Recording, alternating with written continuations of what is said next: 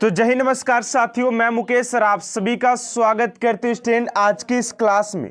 Student अगर आप सभी भी एसएससी जीडी कांस्टेबल परीक्षा 2024 के अगर जिन भाइयों का भी पेपर अगर 5 मार्च, 7 मार्च, 11 मार्च और 12 मार्च को है, तो आज की क्लास स्टूडेंट आप सभी के लिए काफी इंपोर्टेंट होने वाला है। अगर आप सभी भी अपने सपने को पाना चाहते हैं, अपने वर्दी के सपने को साकार करना चाहते हैं, तो यकीन मानिए स्टूडेंट आज की क्लास आप सभी के लिए काफी इंपोर्टेंट होने वाला है। क्योंकि स्टूडेंट आज के इस क्लास के अंदर आप सभी के लिए जीके का 4 प्रैक्टिस सेट लिया गया है, जो कि आप सभी के आने वाले एग्जाम के लिए काफी इंपोर्टेंट होने वाला है। और ये जीके का वायरल पेपर रहने वाला है, क्योंकि इस क्लास के अंदर से आप सभी के एग्जाम में 5 से 10 नंबर पूछे जाएंगे, क्योंकि आज के इस क्लास में 200 प्लस प्रश्नों का संग्रह लिया गया। एंड आप सभी से एक छोटा सा रिक्वेस्ट है कि क्लास में जाने से पहले, एग्जाम हॉल में बैठने से पहले आप लोग इस वीडियो को एक बार लास्ट तक जरूर देखिएगा, क्योंकि आज की क्लास आप सभी के लिए ज्यादा पावरफुल होने वाला है। तो चलिए स्टूडेंट आज की इस क्लास को स्टार्ट करते हैं। तो जय हिंद, नमस्कार साथियों, मैं मुकेश सर आप सभी का स्वागत करते हैं स्टूडेंट आज की इस क्लास में। स्टूडेंट अगर आप सभी भी एसएससी जीडी 2024 के 29 फरवरी एग्जाम देने जा रहे हैं, तो यकीन मानिए स्टूडेंट आज की क्लास आप सभी के लिए काफी इंपोर्टेंट होने वाला है। क्योंकि स्टूडेंट आज की इस क्लास में लोग बात करने वाले आप सभी के एग्जाम के लिए जीके का वायरल पेपर के बारे में। एंड स्टूडेंट आप सभी से एक छोटा सा रिक्वेस्ट है कि आज के क्लास को आप लोग एंड तक जरूर देखिएगा, क्योंकि आज के सारे प्रश्न आप सभी के लिए एग्जाम ओरिएंटेड लिया गया है। तो चलिए स्टूडेंट आज की इस क्लास को स्टार्ट करते हैं। एंड स्टूडेंट बात करेंगे एसएससी जीडी आप सभी के 29 फरवरी के जीके के मोस्ट इंपोर्टेंट क्वेश्चन के बारे में। तो आप लोग स्टूडेंट क्लास को एंड तक देखिएगा, क्योंकि क्लास में आप सभी को मैं 5 टॉपिक के ऊपर बात करने वाला हूं। अगर आप सभी ने स्टूडेंट ये 5 टॉपिक के बारे में जान लिया, तो आपके एग्जाम में 5 नंबर ऑलरेडी कंप्लीट हो जाएंगे आपके जीके वाले टॉपिक में। तो चलिए स्टूडेंट क्लास को स्टार्ट करते हैं। तो पहले प्रश्न की ओर बात करते हैं। आप सभी का पहला प्रश्न क्या पूछा गया है, कह रहा है कि भारत और चीन को कौन सी रेखा विभाजित करती है। पूछा गया है कि भारत और चीन को कौन सी रेखा विभाजित करती है। तो राइट आंसर हो जाएगा आप सभी का मैकमोहन रेखा। ऑप्शन नंबर ए आप सभी का राइट आंसर हो जाएगा। स्टूडेंट अगर आप सभी को क्वेश्चन का आंसर पता होगा, तो आप सभी को आंसर देने के लिए 5 सेकंड का समय दिया जाएगा या 10 सेकंड का समय दिया जाएगा, जिसके अंदर आप सभी को कमेंट बॉक्स में आंसर लिखना है। जिससे कि स्टूडेंट क्या होगा कि आप सभी कॉन्फिडेंस लेवल थोड़ा सा हाई जाएगा और आप सभी को कॉन्फिडेंस होगा कि मैंने इतना क्वेश्चन को लगा पा रहा हूं ये टेस्ट वाली क्लास में। चलिए अगले प्रश्न की ओर बात करते हैं। आप सभी का दूसरा नंबर प्रश्न है कि निम्नलिखित में से कौन सा त्योहार पैगंबर मोहम्मद के जन्मदिन पर मनाया जाता है। तो फटाफट आंसर आप लोग कमेंट बॉक्स में लिखिए कि इस क्वेश्चन का राइट आंसर आप सभी का क्या हो जाएगा। और आप सभी को स्टूडेंट में 5 टॉपिक के बारे में बात करने वाला हूं।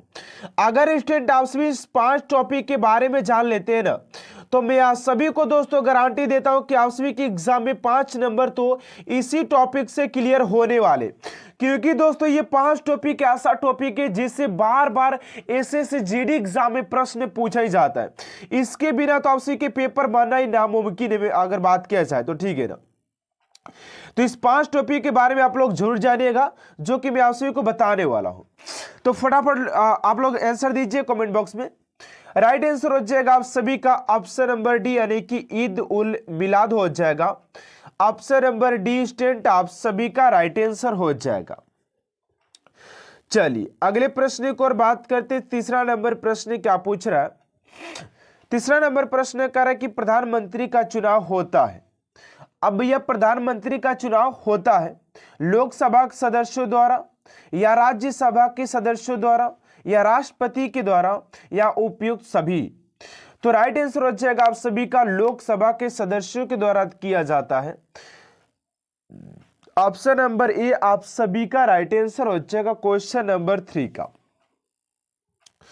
चलिए अगले प्रश्न को और बात करते हैं। आप सभी का 4 नंबर प्रश्न क्या पूछा जा रहा है, कह रहा है कि निम्न में से कौन भारत रत्न से सम्मानित नहीं है। इनमें से ऐसा कौन सा व्यक्ति है जो कि भारत रत्न से सम्मानित नहीं है? राजीव गांधी, JRD टाटा, या इनमें से कोई नहीं, या मदर टेरेसा? यहाँ पर बात किया जाए तो राजीव गांधी को भी भारत रत्न दिया गया है, आपके JRD टाटा को भी दिया गया और मदर टेरेसा को भी दिया गया। तो ऑप्शन नंबर सी आप सभी का राइट आंसर हो जाएगा क्वेश्चन नंबर 4 का। अगर स्टूडेंट आप सभी अभी तक आपसे मेरे चैनल को सब्सक्राइब नहीं किए तो प्लीज स्टूडेंट चैनल को सब्सक्राइब कर साथ साथ बेल आइकन को प्रेस कर दीजिएगा ताकि ऐसा मोस्ट इंपोर्टेंट क्लास स्टूडेंट आप तक सबसे जल्द पहुंचते रहे। चलिए अगले प्रश्न की ओर बात करते हैं। 5 नंबर है कि भारत का सर्वोच्च सिविलियन पुरस्कार है। भारत का सर्वोच्च सिविलियन पुरस्कार है।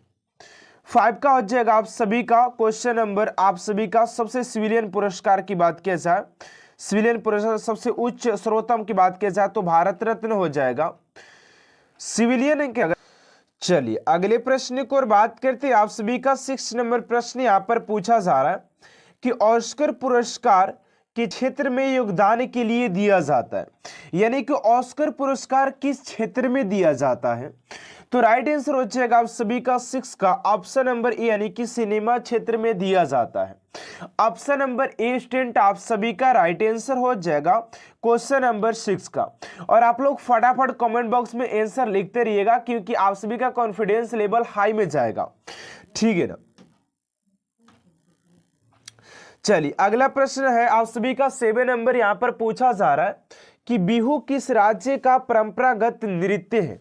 यहां पर स्टूडेंट आप सभी से प्रश्न पूछा गया है कि जो बिहू जो परंपरागत नृत्य है वो कहां का हो जाएगा? तो राइट आंसर हो जाएगा आप सभी का option number B, option number B यानी कि असम का हो जाएगा, असम हो जाएगा।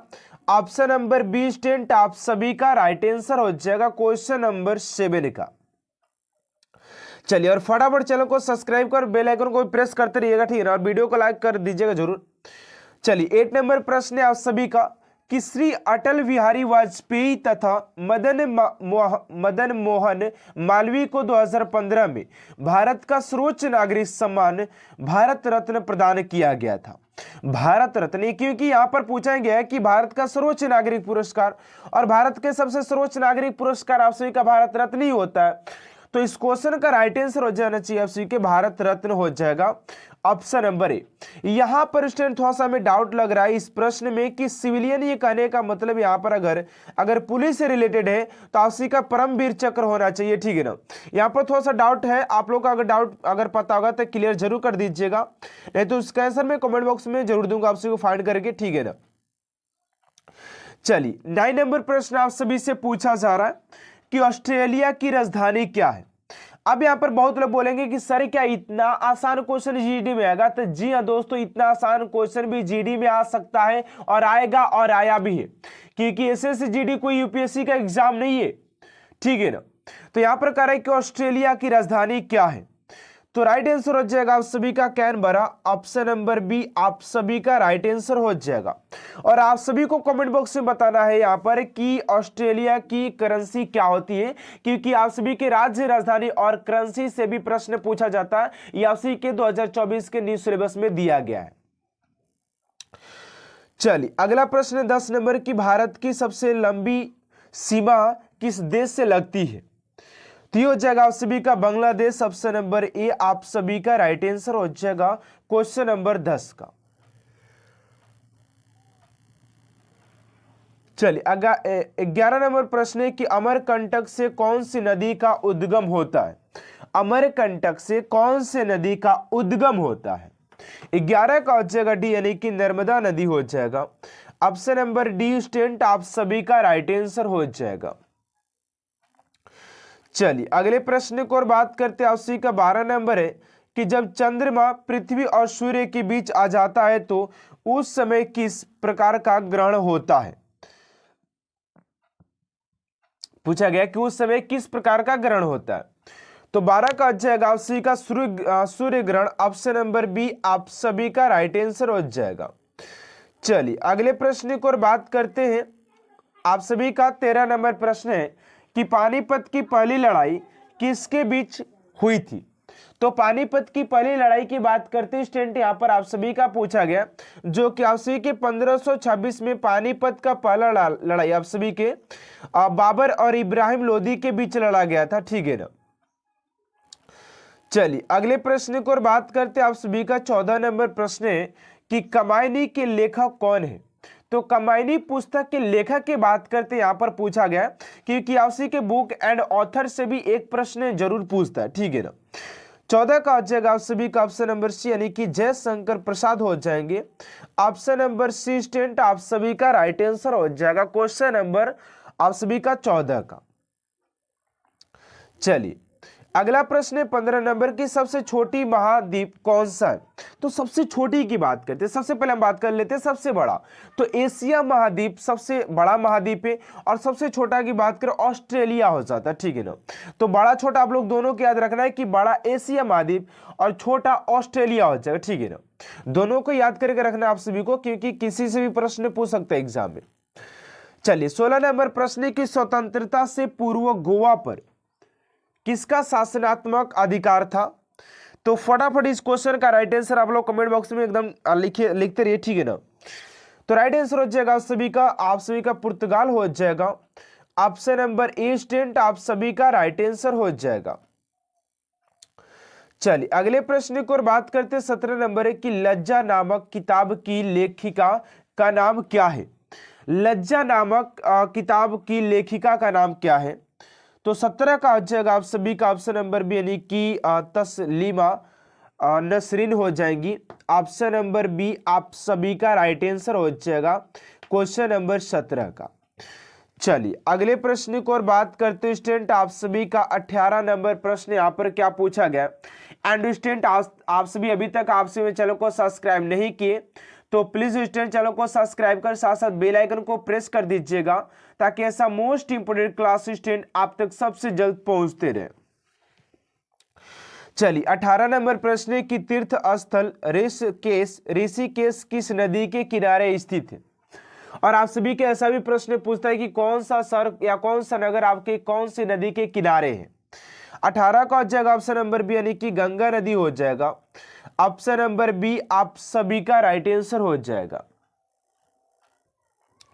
चलिए अगला प्रश्न 19 नंबर की, एक छोटी रंगीन चिड़िया जो पीछे की ओर उड़ सकती है, जो पीछे की ओर क्या कर सकती है दोस्तों, उड़ सकती है, उसका नाम क्या है।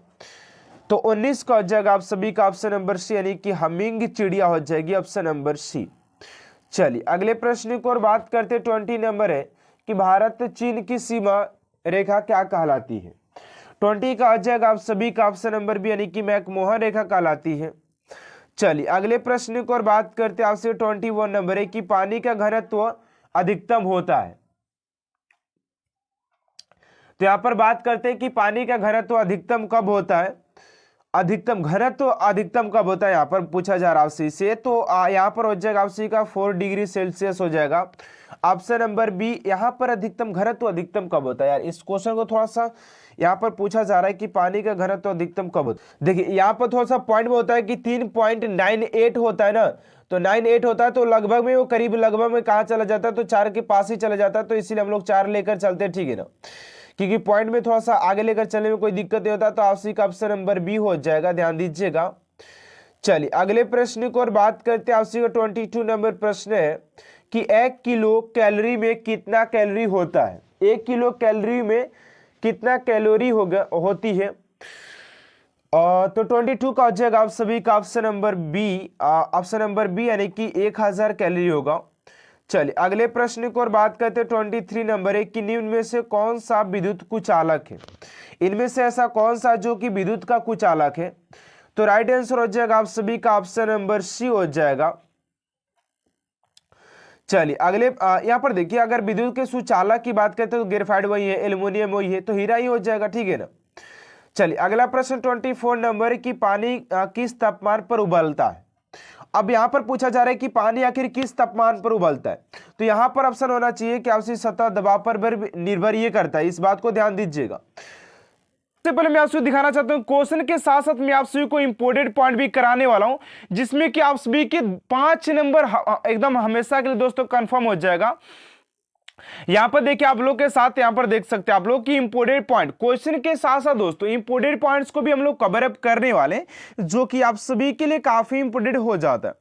तो चलिए स्टूडेंट पहले प्रश्न को और बात करते हैं। आप सभी का पहला प्रश्न क्या पूछा जा रहा है,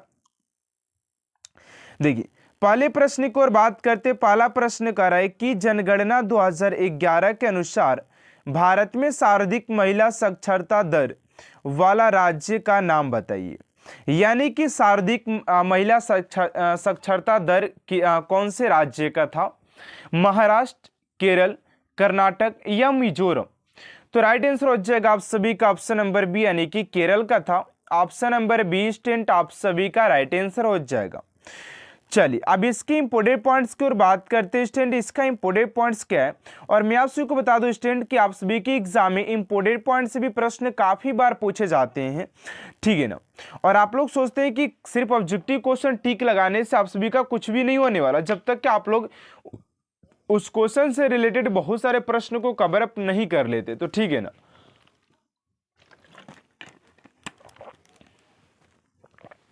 खैर कि भारतीय जनगणना 2011 के जनगणना रिपोर्ट के अनुसार केरल की साक्षरता दर 9.4% है। केरल की कुल साक्षरता दर सबसे अधिक है। कह रहा कि 2011 की जनगणना के अनुसार भारत की कुल जनसंख्या 121.5 करोड़ था। कितना था, 121.5 करोड़ हो जाएगा। ये भी प्रश्न आप सभी के एग्जाम में पूछा जा सकता है कि 2011 की जनगणना के अनुसार भारत की कुल जनसंख्या कितनी थी। अगला कि विश्व की कुल जनसंख्या में भारत का प्रतिशत की बात की जाए तो 17.5% था। अगला कि 10 की जन्म वृद्धि दर कितना था, तो 18.14 करोड़ हो जाएगा। अगला कि वार्षिक जन्म वृद्धि दर की बात की जाए तो 1.64% हो जाएगा। अगला कि भारत में पुरुषों की जनसंख्या 62.31 यानी कि 31 करोड़ हो जाएगा। उसके बाद बात करें महिलाओं की जनसंख्या की तो 5.847 करोड़ हो जाएगा। चलिए अगले प्रश्न को और बात करते हैं स्टूडेंट। एंड आप सभी से एक छोटा सा रिक्वेस्ट है कि अभी तक आप सभी चैनल को सब्सक्राइब नहीं किए तो प्लीज स्टूडेंट चैनल को सब्सक्राइब कर साथ साथ बेल आइकन को प्रेस कर दीजिएगा, ताकि ऐसा मोस्ट इंपोर्टेंट क्लास स्टूडेंट आप तक सबसे जल्द पहुंचते रहे। चलिए बात करते हैं स्टूडेंट आप सभी का दूसरा नंबर प्रश्न क्या पूछा जा रहा है। एंड स्टूडेंट यहाँ पर देखिए करें कि निम्नलिखित में से कौन ब्रिटिश भारत में भारतीय सिविल सेना में भर्ती होने वाले पहले भारतीय थे। इस क्वेश्चन को भी स्टार मार के लिख लीजिएगा, क्योंकि ये भी क्वेश्चन आप सभी के लिए काफी इंपोर्टेंट हो जाता है। चलिए दूसरा नंबर प्रश्न का राइट आंसर हो जाएगा आप सभी का रविंद्रनाथ टैगोर हो जाएंगे। तो ऑप्शन नंबर सी स्टूडेंट आप सभी का राइट आंसर हो जाएगा क्वेश्चन नंबर 2 का। चलिए अगले प्रश्न को और बात करते हैं। अब इसकी इंपोर्टेंट पॉइंट्स को देख रहे थे। देखिए मैं आप सभी से गारंटी देता हूं कि आप सभी अगर धैर्य के साथ इस क्लास को अटेंड किया तो आप सभी को 5 नंबर तो इसी क्लास से कंफर्म होने वाले, मैं आप सभी को गारंटी देता हूं दोस्तों, ठीक है ना। यहाँ पर कह रहा है कि सत्येंद्रनाथ टैगोर यहाँ पर सत्येंद्रनाथ था या रविंद्रनाथ, सॉरी यार ये सत्येंद्रनाथ टैगोर था, मैंने बार बार रविंद्रनाथ टैगोर रट रहा था, ठीक है ना। कह रहा है कि सत्येंद्रनाथ टैगोर जून 1863 में भारतीय सिविल सेना ICS के लिए चुने जाने वाले पहले भारतीय थे। इंडियन सिविल सर्विसेज एक्ट 1861 के तहत भारतीय सिविल सेना का गठन किया गया था। भारत में सिविल सेना के वर्तमान ढांचे की शुरुआत लॉर्ड कॉर्नवालिस द्वारा की गई थी, ठीक है। चलिए अगले प्रश्न को और बात करते हैं। आप सभी का 3 नंबर प्रश्न क्या पूछा जा रहा है, ध्यान दीजिएगा। कह रहे कि भारतीय संविधान का कौन सा अनुच्छेद प्राण और दैहिक स्वतंत्रता का संरक्षण से संबंधित है। कह रहे कि भारतीय संविधान का कौन सा अनुच्छेद प्राण और दैहिक स्वतंत्रता का संरक्षण से संबंधित है। और आप सभी को मैं स्टूडेंट बता दूं कि आप सभी के एग्जाम में संविधान से प्रश्न रटकर पूछता है यार, कसम खाकर वो पूछता है कि मैं संविधान के 1 से 2 प्रश्न एग्जाम में, वो हिंदुस्तान के चाहे कोई भी एग्जाम हो, आप सभी के 1 से 2 प्रश्न पूछता ही पूछता है। तो इस टॉपिक को स्टूडेंट आप लोग रट लीजिएगा, मैं बोलूंगा कि घोर कर पी लीजिएगा तो आप सभी के लिए बेटर होगा। राइट आंसर हो जाएगा आप सभी का ऑप्शन नंबर बी यानी कि अनुच्छेद 21 हो जाएगा। तो ऑप्शन नंबर बी स्टूडेंट आप सभी का राइट आंसर हो जाएगा। चलिए अब इसके इंपोर्टेंट पॉइंट्स कवर करते हैं आप सभी के। इसमें से एक प्रश्न एग्जाम में जरूर पूछेगा और आप सभी रट कर जाइएगा। मैं आप सभी को गारंटी देता हूं कि अनुच्छेद से 1 से 2 प्रश्न आप सभी के जरूर पूछेगा। करें कि समता का अधिकार अनुच्छेद 14 से 18 में अभी ये जो प्रश्न आप सभी के यूपी पुलिस एग्जाम में पूछा गया था, मैं आप सभी से बता दूं कि अभी ये जो प्रश्न पहला जो है ना इंपोर्टेंट पॉइंट्स में जो आप सभी को मैं कवर करवा रहा हूं, यही सेम प्रश्न दोस्तों आप सभी के यूपी पुलिस एग्जाम में पूछा भी गया था। अगला की स्वतंत्रता का अधिकार अनुच्छेद 1922 वाले में है। शोषण के विरुद्ध अधिकार अनुच्छेद 23 से 24 वाले में दिया गया है। धर्म की स्वतंत्रता का अधिकार अनुच्छेद 25 से 28 वाले में दिया गया है। अगला की संस्कृति और शिक्षा संबंधित अधिकार अनुच्छेद 29 से 30 में दिया गया है। अगला की संवैधानिक उपचारों का अधिकार अनुच्छेद 32 में प्रदान किया गया है। चलिए अगला प्रश्न है 4 नंबर की, निम्नलिखित में से कौन सा आंध्र प्रदेश का शास्त्रीय नृत्य है। अब यहाँ पर आपसे इसे पूछा गया कि आंध्र प्रदेश का शास्त्रीय नृत्य कौन सा है। तो आंध्र प्रदेश के अगर शास्त्रीय नृत्य की बात करते तो वो हो जाता आप सभी का कुचिपुड़ी हो जाएगा, ऑप्शन नंबर ए। चलिए अब यहाँ पर देख लेते हैं इसके इंपोर्टेंट पॉइंट्स। देखिए क्या कर रखा है, कुचिपुड़ी आंध्र प्रदेश का शास्त्रीय नृत्य 17वीं शताब्दी में वर्तमान कुचिपुड़ी शैली को सिद्धेंद्र योगी नामक एक वैष्णव कवि द्वारा विकसित किया गया था। कुचिपुड़ी के प्रमुख कलाकार लक्ष्मी नारायण शास्त्री, स्वप्र राजा और राधा रेणु, यामिनी कृष्णमूर्ति, यामिनी रेड्डी, कौशल रेड्डी आदि हैं। चलिए अब इसके बाद करते हैं अगले प्रश्न को। और 5 नंबर प्रश्न के ओलंपिक्स में भारत के पहले ध्वजवाहक का नाम क्या था। 5 का हो जाएगा ऑप्शन नंबर बी, यानी कि पूर्मा बनर्जी हो जाएंगे। चलिए अगला प्रश्न आपसे देखिए, अब यहाँ पर इंपोर्टेंट पॉइंट्स क्या है, कह रहे हैं कि पूर्मा बनर्जी कितने में अपना ध्वज लहराए थे। तो 1920 में, 1932 में लालसा भोकरी, 1936 में ध्यान चंद्र, 1948 में तालिमरिन एगो, 1952 में बलवीर सिंह सीनियर, 1956 में बलवीर सिंह सीनियर और 1964 में गुरबचन सिंह रंधावा एथलेटिक्स थे। चलिए अगला प्रश्न 6 नंबर, निम्नलिखित में से किसे सितंबर 2022 में त्रिपुरा भारत से राज्यसभा के सदस्य के रूप में निर्वाचित किया गया था। तो 6 का हो जाएगा आप सभी का ऑप्शन नंबर सी, यानी कि विपल व कुमार देव थे, ऑप्शन नंबर सी हो जाएगा। मैं आंसू क्लास इतना फास्ट लेकर चल रहा हूँ इसलिए ताकि आप लोगों के पास देखिए समय बहुत कम और आपके पास क्वेश्चन बहुत ज़्यादा, तो आप लोग जितना फास्ट हो सके उतना फास्ट क्लास को करिए, क्योंकि यहाँ पर सिर्फ हम लोग रिविजन करने के लिए आए। अगर आप लोग सोच रहे क्वेश्चन को याद कर लें तब कोई भी क्वेश्चन आपसे इसे याद नहीं होगा, क्योंकि समय नहीं है, आप लोग सिर्फ रिविजन कर सकते हैं, ठीक है ना। चलिए 7 नंबर प्रश्न के अक्टूबर 2022 के अनुसार भारतीय कम्युनिस्ट पार्टी के महासचिव कौन है। 7 को हो जाएगा ऑप्शन नंबर डी, यानी कि डी राज हो जाएंगे, ऑप्शन नंबर डी आप सभी का राइट आंसर हो जाएगा। चलिए अगला प्रश्न है कि हेवन सॉन्ग के अनुसार नालंदा बौद्ध मठ के नए प्रवेशकों के कठिन प्रश्न पूछते हैं जिनका उत्तर देना बहुत कठिन होता है। ये क्वेश्चन कहाँ से आ गया यार। चलिए इसको भी कर लेते हैं, आप सभी का ऑप्शन नंबर ए हो जाएगा, द्वारपाल हो जाएगा, ऑप्शन नंबर ए। चलिए अगले प्रश्न को और बात करते हैं आप सभी का 9 नंबर प्रश्न क्या है कि स्किल इंडिया मिशन की अभिशासन परिषद की अध्यक्षता करते हैं, कौन करता है भैया। तो 9 का हो जाएगा आप सभी के प्रधानमंत्री करता, ऑप्शन नंबर बी आप सभी का राइट आंसर हो जाएगा। अगला प्रश्न की महात्मा गांधी नई श्रृंखला के 50 रुपये के बैंक नोट का आधार रंग क्या है। तो हो जाएगा आपसी के फ्लोरोसेंट नीला हो जाएगा, ऑप्शन नंबर सी। चलिए अगला प्रश्न है कि सिंधु घाटी सभ्यता के शहरों की गलियां कैसी थी। तो आप सभी को पता होगा सिंधु सभ्यता की गलियों थी वो चौड़ी और सीधी थी, ठीक है ना। चलिए अगला प्रश्न है कि किस बौद्ध संगति में सूत पीटक और नियम पीटक पूर्ण है। 12 का जगह ऑप्शन नंबर, यानी कि पहली बौद्ध संगति में। चलिए अगले प्रश्न को और बात करते हैं, फटाफट आप लोग कंप्रोमाइज कीजिएगा, जितना मैं फास्ट क्लास को ले रहा हूं उतना ही फास्ट आप लोग याद करने का कोशिश करें तो आप सभी के लिए काफी बेटर रहने वाला है। अगला प्रश्न है कि आर्यों को उत्तर में किस संस्कृत से जोड़ा जाता है। तो ऑप्शन का 13 का जगह ऑप्शन नंबर बी, यानी कि द्रविड़ एवं तमिल संस्कृति हो जाएगा। चलिए अगले प्रश्न को और बात करते हैं 14 नंबर है कि पुष्यमित्र शुंग का उत्तराधिकारी कौन है।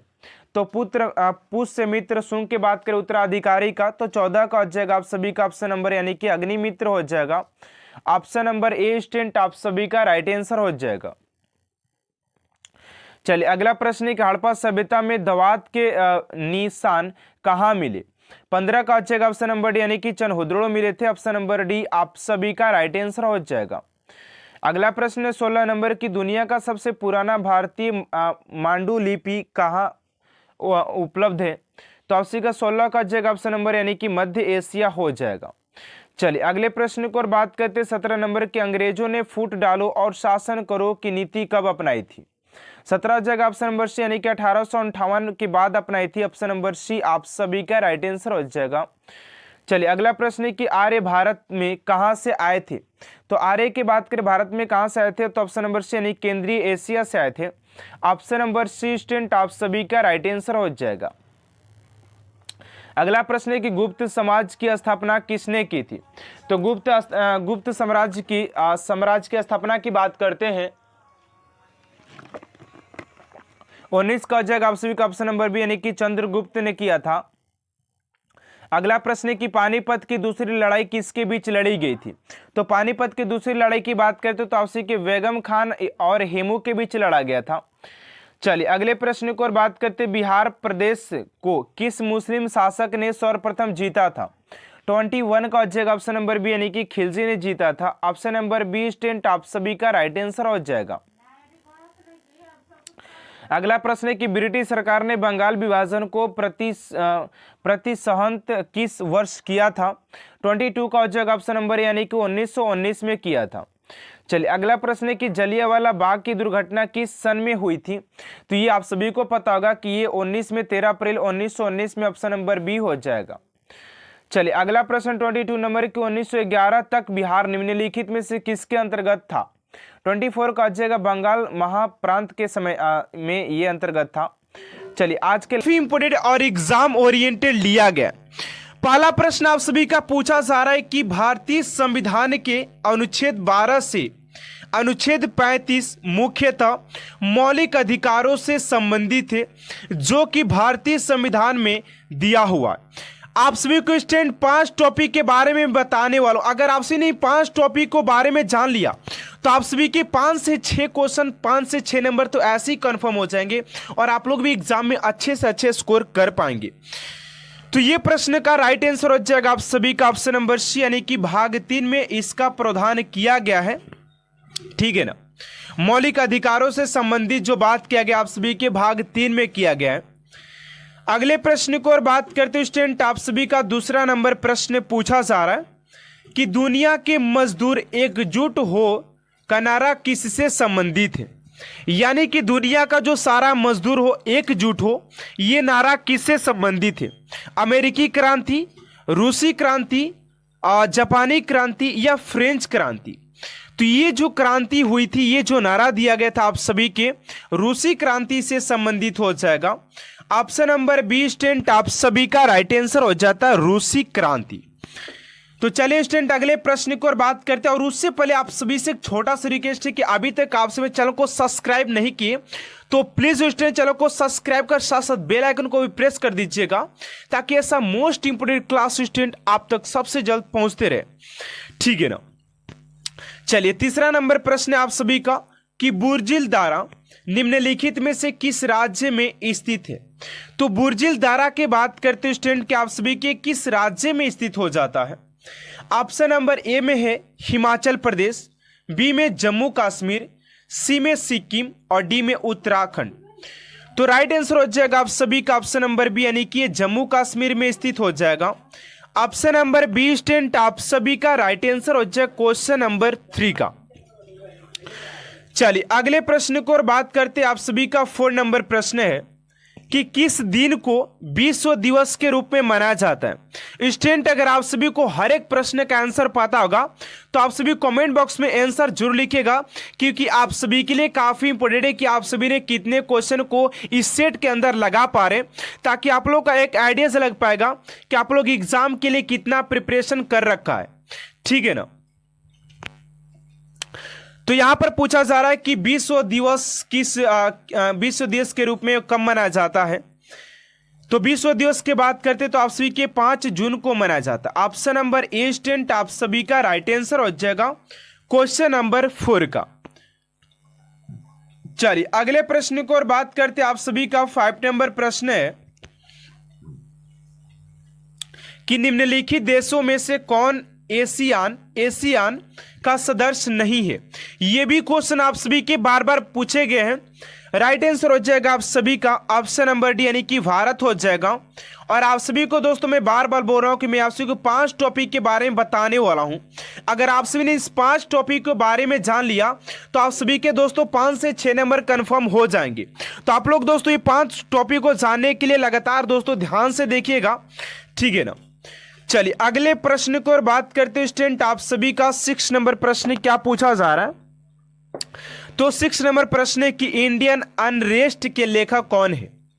मैं स्टूडेंट इसलिए क्लास को फास्ट ले रहा हूं क्योंकि आप सभी के पास टाइम बहुत कम और क्वेश्चन बहुत ज्यादा करना है, इसलिए मैं क्लास को इतना फास्ट करा रहा हूं ताकि आप सभी के हर एक क्वेश्चन को टच कर पाए और आप सभी को हर एक प्रश्न का आंसर भी याद हो पाए, ठीक है ना।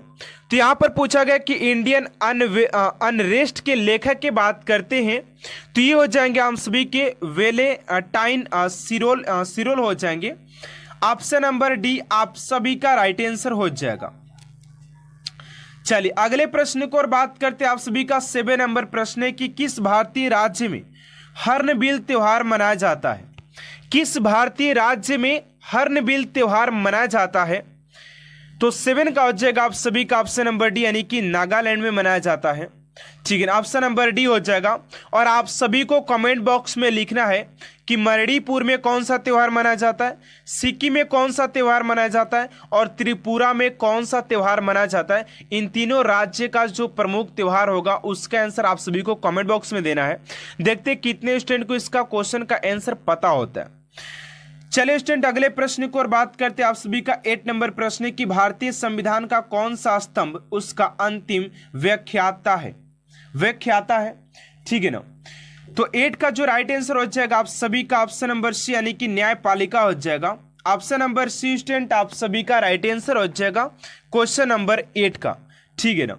चलिए अगले प्रश्न को और बात करते हैं आप सभी का 9 नंबर प्रश्न क्या पूछा जा रहा है। तो 9 नंबर प्रश्न आप सभी का पूछा जा रहा है कि कौन से संवैधानिक संशोधन अधिनियम पंचायतों को संवैधानिक मान्यता दी है। यानी कि स्टूडेंट यहां पर आप सभी के प्रश्न पूछा गया है कि कौन से संवैधानिक संशोधन अधिनियम पंचायतों को संवैधानिक मान्यता दी है। तो 9 का राइट आंसर हो जाएगा आप सभी का ऑप्शन नंबर बी यानी कि 73वें संविधान संशोधन हो जाएगा, संवैधानिक संशोधन। ऑप्शन नंबर बी स्टूडेंट आप सभी का राइट आंसर हो जाएगा। चलिए अगले प्रश्न को और बात करते हैं आप सभी का 10 नंबर प्रश्न है कि भारत सरकार द्वारा निम्न में से किस भाषा को शास्त्रीय घोषित किया गया। यह भी क्वेश्चन को स्टार मार्क की याद रखिएगा क्योंकि यह भी प्रश्न आप सभी के एग्जाम ओरिएंटेड ही है। करें कि भारत सरकार द्वारा किस भाषा को शास्त्रीय घोषित किया गया। तो 10 का जो राइट आंसर हो जाएगा आप सभी का उड़िया हो जाएगा। ऑप्शन नंबर बी आप सभी का राइट आंसर हो जाएगा क्वेश्चन नंबर 10 का। चलिए अगले प्रश्न को और बात करते हैं स्टूडेंट आप सभी का 11 नंबर प्रश्न क्या पूछा जा रहा है, ध्यान दीजिएगा। कह रहा है कि निम्न में से कौन सी प्रतियोगिता भारतीय फुटबॉल से संबंधित नहीं है।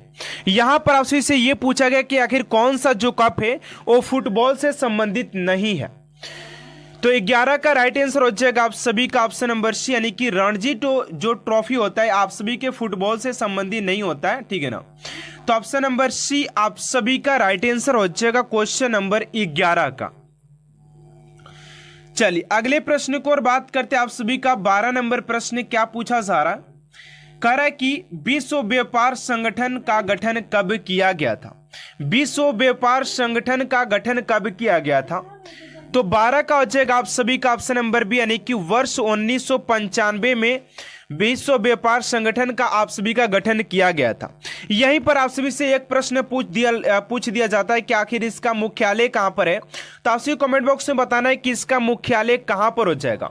और एक और प्रश्न पूछता है आप सभी के WHO आप सभी के ILO इंटरनेशनल लेबर ऑर्गेनाइजेशन के बारे में पूछता है कि आखिर उसका स्थापना कब हुआ था और उसका मुख्यालय कहां पर हो जाएगा।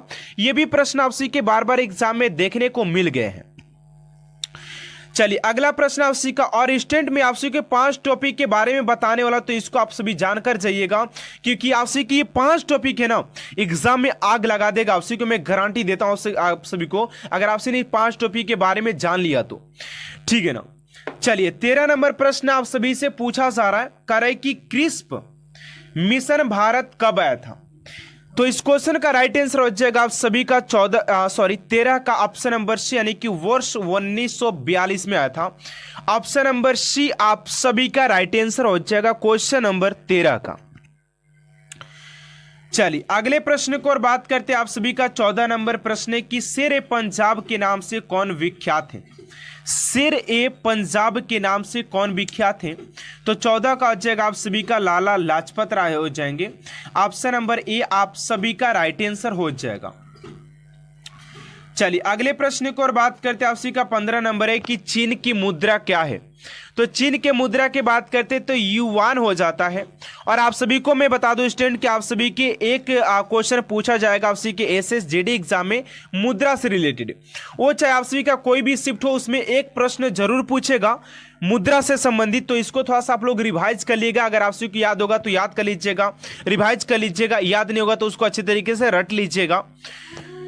चलिए अगला प्रश्न आप सभी का 16 नंबर करें कि भारत में प्रथम ट्रेन कब प्रारंभ की गई थी, यानी कि भारत में पहली बार ट्रेन कब चालू हुई थी। तो आप सभी का 16 का हो जाएगा आप सभी का 1853। ऑप्शन नंबर ए आप सभी का राइट आंसर हो जाएगा क्वेश्चन नंबर 16 का। चलिए अगले प्रश्न को और बात करते हैं स्टूडेंट आप सभी का 17 नंबर प्रश्न है कि रेगिस्तान रहित महाद्वीप कौन सा है। रेगिस्तान रहित महाद्वीप कौन सा है, यह प्रश्न आप सभी का क्वेश्चन नंबर 17 में पूछा गया। तो ऑप्शन नंबर बी हो जाएगा आप सभी का यूरोप, जो हो जाएगा आप सभी के रेगिस्तान रहित महाद्वीप हो जाएगा। अगला प्रश्न है कि भारत की सेना सभी सेनाओं का सर्वोच्च सेनापति कौन होता है।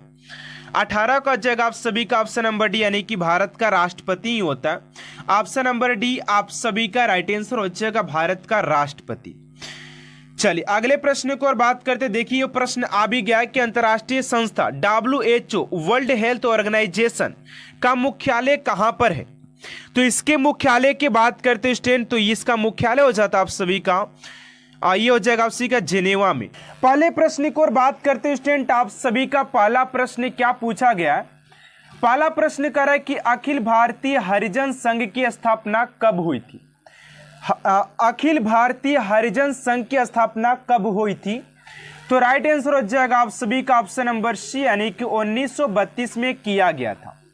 चलिए अगले प्रश्न को और बात करते हैं आप सभी को ये प्रश्न, हालांकि अगर आप सभी को सारे प्रश्न का जवाब अगर पता होगा तो आप सभी कमेंट बॉक्स में फटाफट इसमें क्वेश्चन को आंसर लिखते रहिए, ताकि आप सभी को एक कॉन्फिडेंस लेवल आए, आप लोग का रिवीजन हो कि आप सभी ने इतने क्वेश्चन को अटेंड कर पा रहे, ठीक है ना। तो आप लोग बिना बैठे, आप लोग चुपचाप बैठने से कुछ नहीं होगा, आप लोग को जवाब देते चलना हर एक क्वेश्चन का, ठीक, तभी आप लोग के अंदर एक कॉन्फिडेंस लेवल आएगा और आप सभी इस प्रश्न को याद कर पाएंगे, ठीक है ना।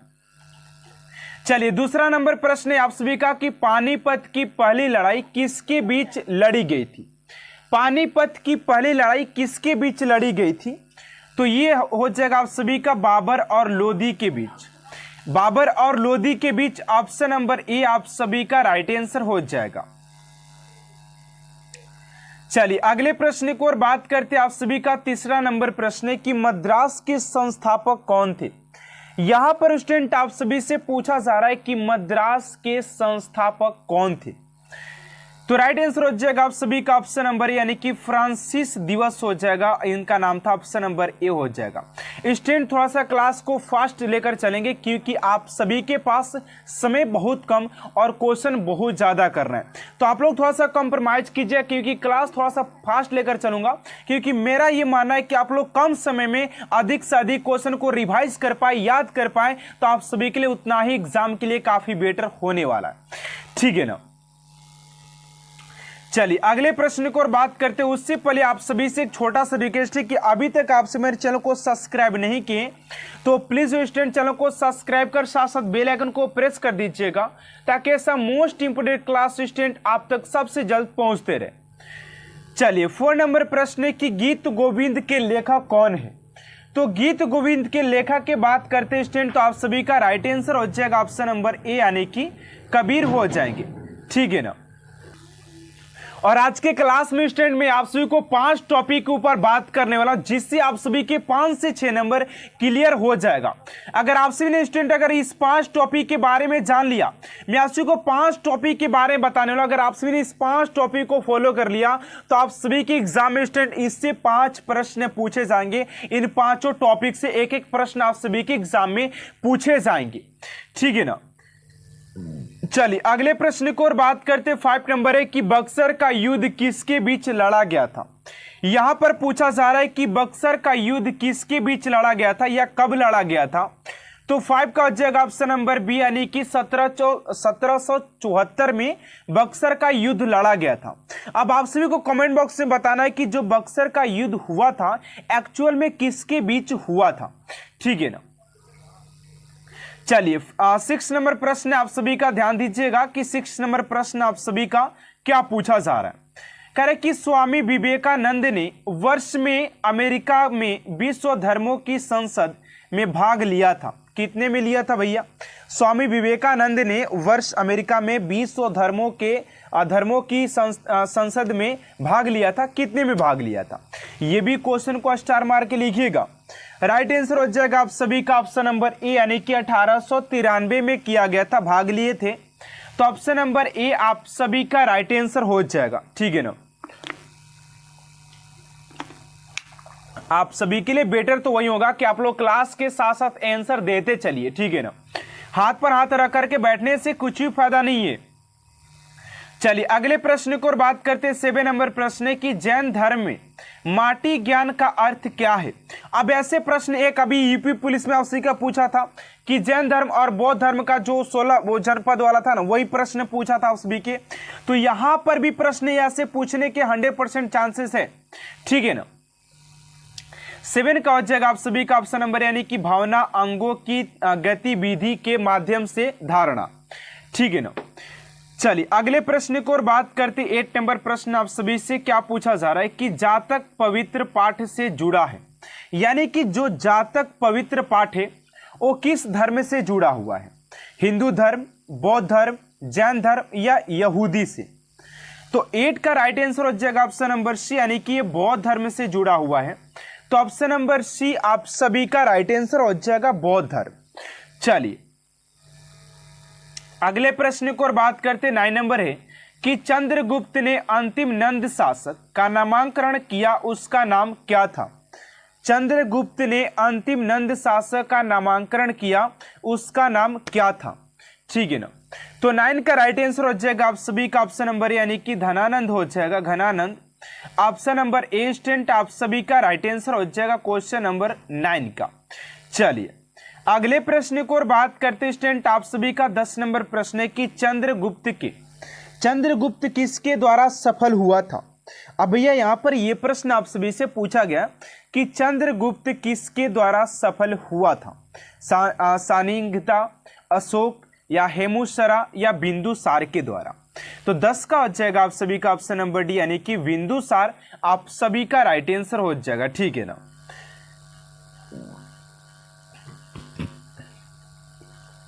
चलिए अगले प्रश्न को और बात करते। आप सभी का 11 नंबर प्रश्न है कि कर्ण वंश थे, यानी कि कर्ण वंश का जो एक्चुअल में जो डेट था वो क्या था।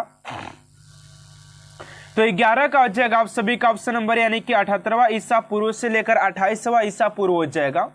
ऑप्शन नंबर ए स्टूडेंट आप सभी का राइट आंसर हो जाएगा। चलिए अगले प्रश्न को और बात करते। 12 नंबर है कि सतवाहा वंश से था, कौन था। तो 12 का हो जाएगा आप सभी का ऑप्शन नंबर बी यानी कि ये जो था वो 60 ईसा पूर्व से लेकर 225 ईसा पूर्व था। तो ऑप्शन नंबर बी स्टूडेंट आप सभी का राइट आंसर हो जाएगा। चलिए अगले प्रश्न को और बात करते। आप सभी का 13 नंबर प्रश्न क्या पूछा जा रहा है। एंड स्टूडेंट अभी तक आप सभी हमारे चैनल को सब्सक्राइब नहीं किए, क्योंकि हमको पता है कि आप सभी स्टडी करते करते पढ़ते पढ़ते आप लोग भूल जाते हैं कि थोड़ा सा सब्सक्राइब भी करना, सर का सपोर्ट भी करना है। तो अभी कर लीजिए जब मैं बोल रहा हूं। आप लोग अभी 1 सेकंड का समय निकालकर चैनल को सब्सक्राइब कर साथ साथ बेल आइकन को प्रेस कर दीजिएगा, ताकि ऐसा मोस्ट इंपोर्टेंट क्लास स्टूडेंट आप तक सबसे जल्द पहुंचते रहे। ठीक है ना। चलिए 13 नंबर प्रश्न की ओर बात करते, कह रहा है कि टीपू सुल्तान और के बीच श्रीरंगपटना की संधि पर हस्ताक्षर किए गए थे, किसके द्वारा किया गया था? तो 13 का राइट आंसर हो जाएगा आप सभी का ऑप्शन नंबर बी, यानी कि कॉर्नवालिस के द्वारा किया गया था। ऑप्शन नंबर बी स्टूडेंट आप सभी का राइट आंसर हो जाएगा क्वेश्चन नंबर 13 का। चलिए अगले प्रश्न की ओर बात करते हैं। आप सभी का 14 नंबर प्रश्न क्या पूछा जा रहा है? एंड स्टूडेंट 14 नंबर प्रश्न आप सभी का पूछा जा रहा है कि पेशावर और पंजाब को जीतने के लिए गजनी के महमूद को हराया था। तो राइट आंसर हो जाएगा आप सभी का 14 का ऑप्शन नंबर डी, यानी कि हिंदू शाही। ठीक है ना। चलिए अगले प्रश्न की ओर बात करते, 15 नंबर प्रश्न क्या पूछा जा रहा है? आकर कि टोडरमल अकबर का मंत्री था, वह था, क्या था वो? सुरक्षा प्रणाली के बाद देखे या वित्त मंत्री था, या प्रधानमंत्री, या कृषि मंत्री था? तो 15 का राइट आंसर हो जाएगा आप सभी का ऑप्शन नंबर बी, यानी कि ये वित्त मंत्री के पद पर था। तो ऑप्शन नंबर बी स्टूडेंट आप सभी का राइट आंसर हो जाएगा। चलिए अगले प्रश्न की ओर बात करते, 16 नंबर प्रश्न क्या पूछा जा रहा है? करे कि आजाद हिंद की सहायता से बनाया गया था। अब यह आजाद हिंद की सहायता से क्या बनाया गया था? तो 16 का हो जाएगा ऑप्शन नंबर सी, यानी कि जापान बनाया गया था। ऑप्शन नंबर सी आप सभी का राइट आंसर हो जाएगा। चलिए अगले प्रश्न की ओर बात करते, 17 नंबर प्रश्न की चंगेज खान ने स्थापना किया था, यानी कि चंगेज खान ने किस साम्राज्य का या किस वंश का स्थापना किया था?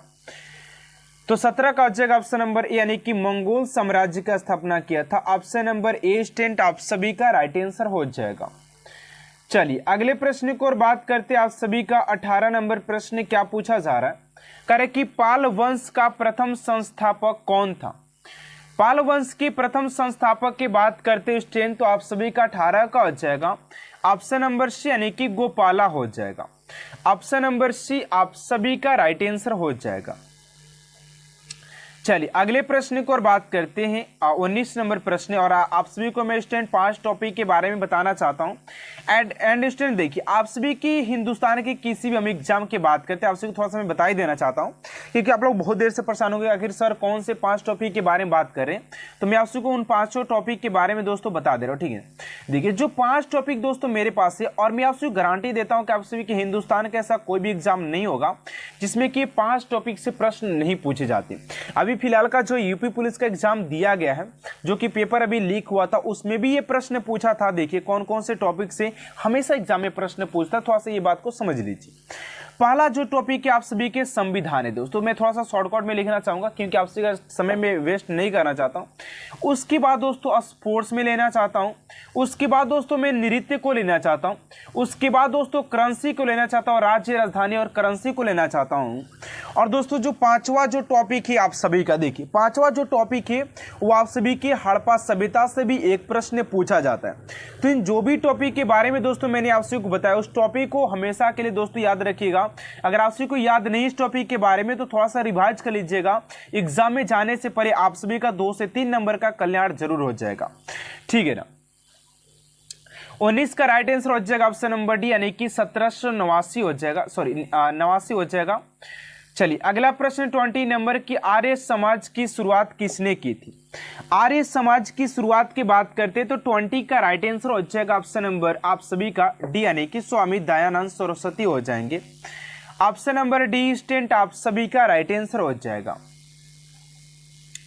चलिए अगला प्रश्न 21 नंबर की बिंबिसार किसका शासक था?